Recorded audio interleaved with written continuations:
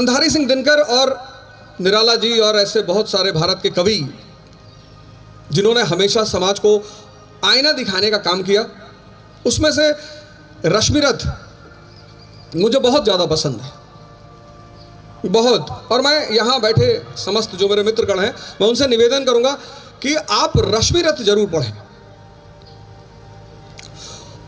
आदरणीय मुख्यमंत्री जी के सम्मान में मैं 4 लाइन कहूँगा बस, और उस 4 लाइन में सूत्र भी हैं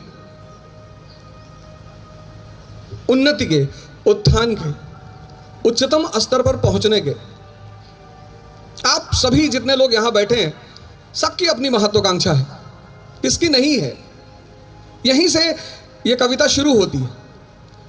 वसुधा का नेता कौन हुआ, भूखंड विजेता कौन हुआ, अतुलित यश क्रेता कौन हुआ, नवधर्म प्रणेता कौन हुआ।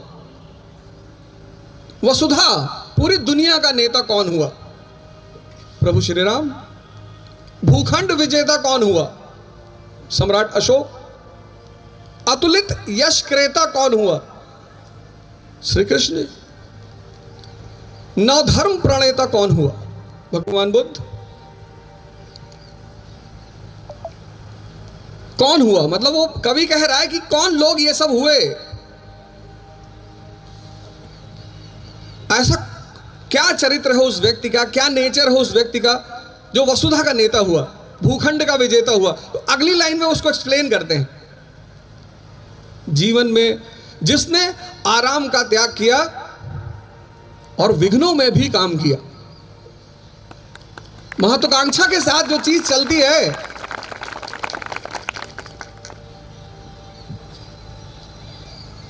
ताली बजा रहे ज्यादा सुनना है और जाने में किसी को दूंगे नहीं। महत्वाकांक्षा के साथ जो चीज चलती है उसका नाम है विघ्न, संघर्ष, चुनौतियां, चैलेंज। विघ्नों में जिसने काम किया,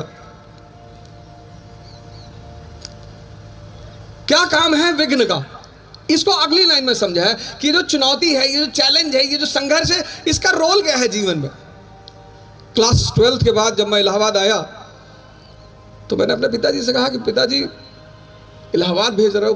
तब इलाहाबाद था इसलिए इलाहाबाद बोल रहा हूं, अभी जब आज की बात करूंगा तो प्रयागराज बोलूंगा। तो उन्होंने मुझसे एक बड़ी अच्छी बात कही और उन्होंने ही मुझे प्रेरणा दी रश्मिरथ पढ़ने की। जब हम पहली बार यहां आए तो शुरुआत में तो शौक था कि टिफिन मंगाएंगे।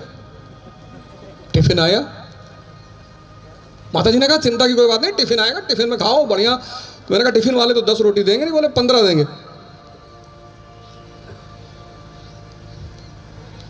टिफिन आई पहले दिन। दाल में जब मैं दाल खोजने लगा तो दाल थी ही नहीं।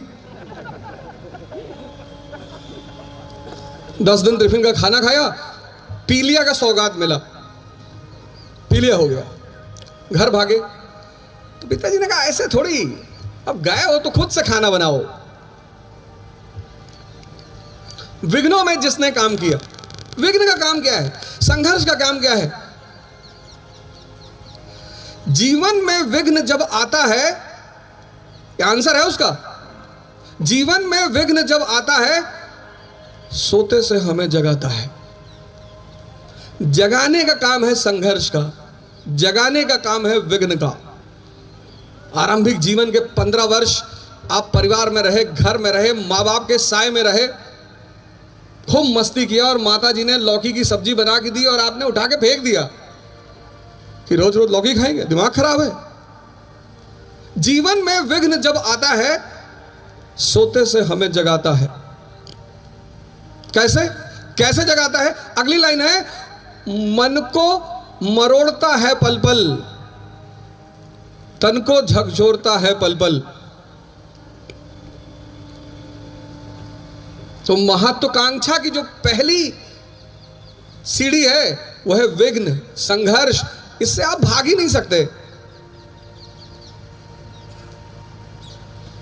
जब भी मैंने क्लास लिया, जहां भी क्लास लिया पूरे भारत में, यहां तक कि मैं भारत से बाहर जब मैंने क्लास लिया तो मैंने ध्यान और योग से ही शुरुआत की। जो पहला पोस्ट आज के प्रोग्राम पे मैंने डाला, मैंने यही लिखा कि सृजन की सबसे बड़ी आवश्यकता है शक्ति। आप कुछ सृजन करना चाहते हैं, कुछ बनना चाहते हैं, समाज में अपना स्थान बनाना चाहते हैं, बिना शक्ति के आप कहते हैं सर हम तो गुटखा खा के बना लेंगे।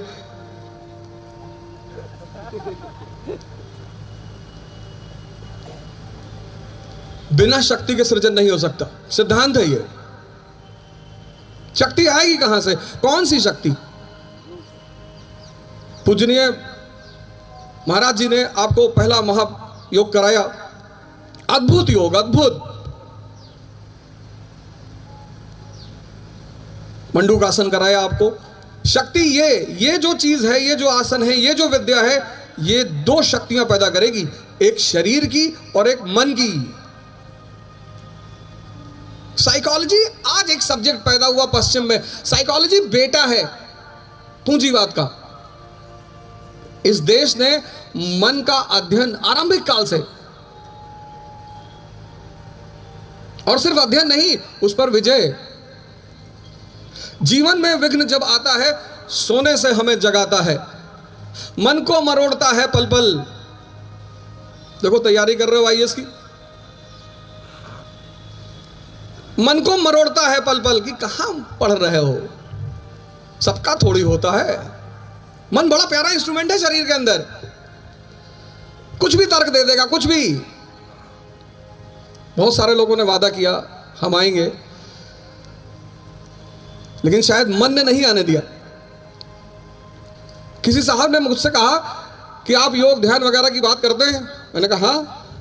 क्या घोड़ा इतना दौड़ता है, उसका जीवन सिर्फ 20 वर्ष है, और अजगर सिर्फ सोता है, उसका जीवन 100 वर्ष है।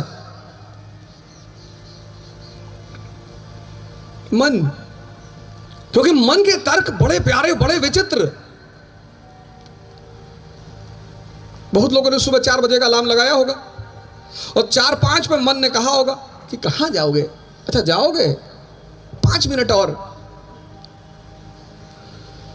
8 बजे उनकी नींद खुली होगी, पश्चाताप करेंगे, अभी मैसेज भेजेंगे, सर माफी चाहते हैं सर गलती हो गई सर, पैर में बहुत दर्द हो रहा था सर,